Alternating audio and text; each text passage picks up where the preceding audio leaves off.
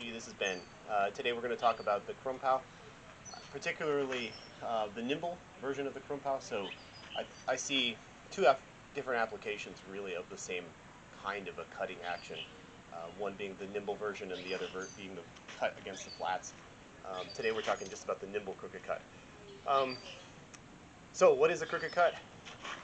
I know, we can debate that endlessly, and I don't think that's a very helpful debate, actually.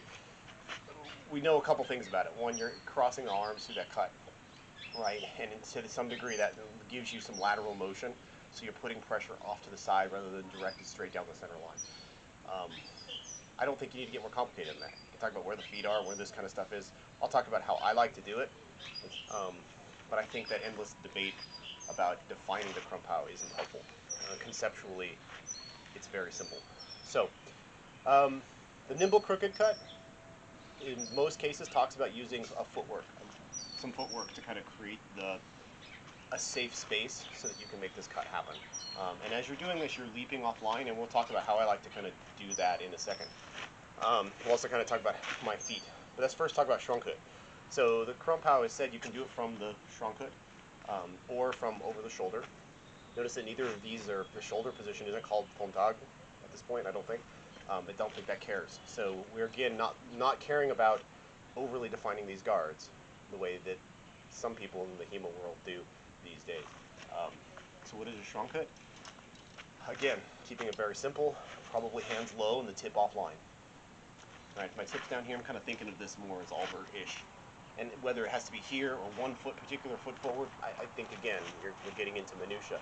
If they're not concerned with enough, if they don't think it's valuable enough that they're going to spend some time describing that, then it's probably not as valuable as we think it is. It's not as important to debate that minutia as much as we think it is. So, starting with our feet in the Schrankhood. I like to think of this, and I think if you go beyond what you often see when people are playing Schrankhood, you see this. Arms somewhat extended, sword out, tip down, and I think that that's a very stereotypical version of it, and we're definitely a Schrankhood. Definitely see that image in some of the text. But I think if you think of it really more generally as any position where my tip is dropping toward the ground but also offline, I think that helps because almost most of the stuff you can do, which is the important thing, right? It's like, what can you do out of the Schrankhood? What's the value of it? Most of the stuff you can do in any position where your tip is down and offline. So let's think about it in those general terms and not try to debate some of that minutia more than that. So for instance, and this kind of opens up some, I think, more valuable applications of a guard like the Schrankhood. So if I'm thinking of something more Albert-y on either side, right? Tip toward the ground, hands low-ish, whether they're here, Liechtenauer doesn't care, I don't think. Now if my tip comes offline a little bit, I start to move into kind of that Schrankhood position. And there's a natural movement. If I'm kind of moving around, there's a natural position where I can feel like I'm in a Schrankhood and do everything from a Schrankhood, but it doesn't feel like I'm doing this. So if I instantly am kind of doing this and all of a sudden I present this, everybody's going to know what's up, right? However, if you're kind of doing this and you're switching guards, and at some point in the middle of that guard you step forward and you're still keeping that sword low and relaxed and kind of closer to you. Right now the internet's screaming, but that's an Ebon Hood, and again, doesn't matter. Then I think what you're ending up with is a position where all the Schrankhood stuff you can do happens, the Krump stuff can happen, but it's more natural and flows better. It also looks like you're just being lazy, right? Because I'm kind of just doing this, and maybe I just kind of at some point I step back lazily into this, and I end up kind of back into here. It's closer to my body here. I could be out more, that's fine. Could be back more. So I'm here and here and here to just drop it, and then I'm kind of still, it looks like I'm just lazy and have lazily taken my point offline. Or you can sit in it, right? You can sit in it here. Looks like an Albert. The main key is, generally, is that I've got my tip offline, tip toward the ground. I like, because I think it makes the most sense, and you see this, I think, explicitly stated a few places, to have my thumb on the flat. So I'm in that thumb grip already. I'm sure the camera can pick it up. I'm coming already in that thumb grip down there, kind of ready to work out of it. And of course, you can do either side. I can kind of just be here. I'm going to do whatever from down there. The other easy way, if you start thinking of this more generally instead of being anal about the guard definition, it's easy to get into it from an ox. So if I'm in an ox, the point, my tip kind of just drops lazily down, Okay, is this a shrunk cut? I don't know. I don't care. Right? I could drop it all the way down here, make it obvious, but if I just kind of drop my tip like I'm being lazy, this is a shrunk cut for all intents and purposes. Right? Because everything I can do from here, from a shrunk cut. There's not a huge amount of difference between here and here, except for I'm exposing my hand a little bit more, which is the point. So from here, just that lazy drop down here is really me going into shrunk cut. Or the equivalent of, I'm getting ready to crump out of it. Particularly if somebody else is an ox and you want to crump that ox because you want to, play with what it takes to crump an ox. If the guy's an ox and immediately he's done Liechtenauer at all, and you start to go like this, he's gonna know you're trying to crump the ox.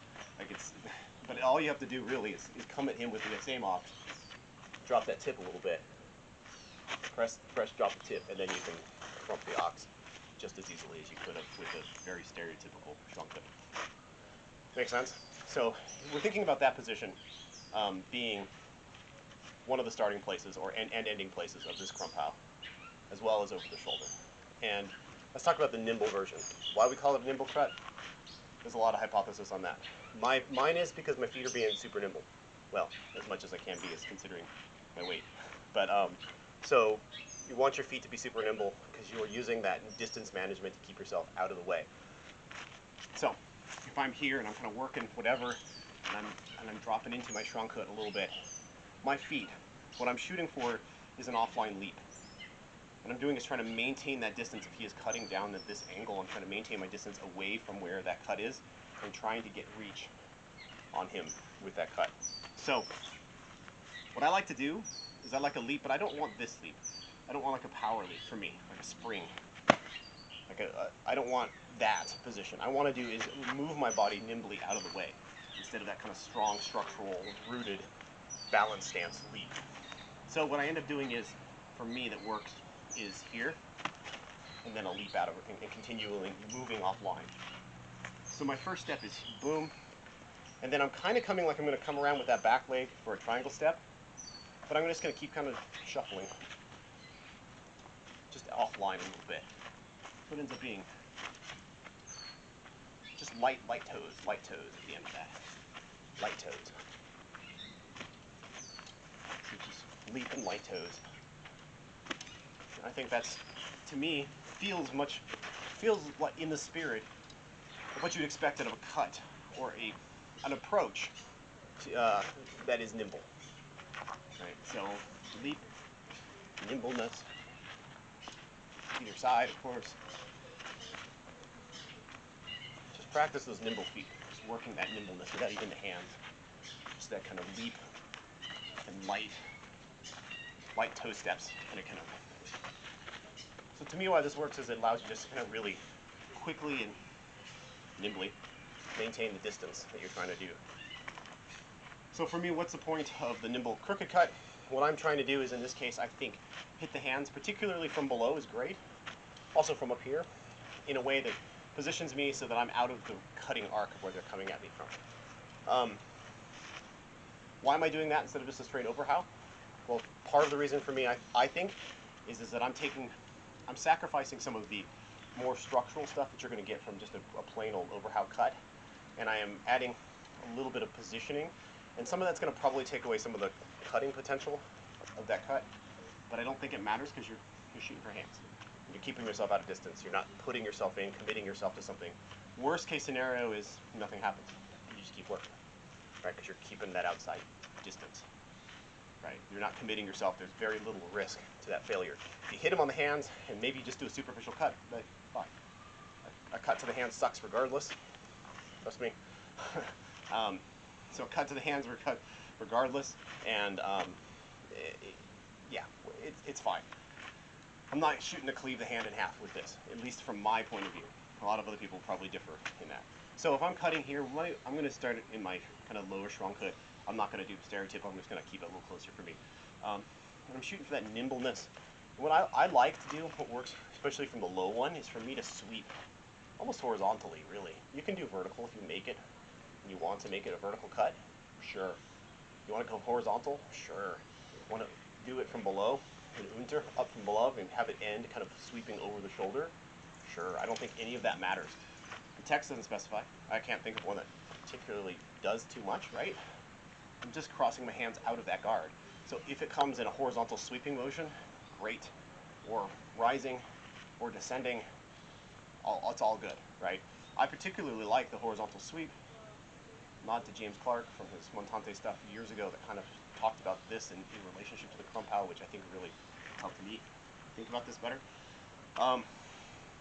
So it works really well, particularly if you're cutting ox. Like you can sweep that arm, any arm that's high and exposed. It's really easy to sweep from that position. And then being nimble with that cut. Again, detaching, so this is much more wristy for me than I typically like to do in a cut. But I'm detaching that so my body can function separately from my upper body to kind of do a very particular tactical approach. I think that's my take on it. So if I'm here, I'm going boom.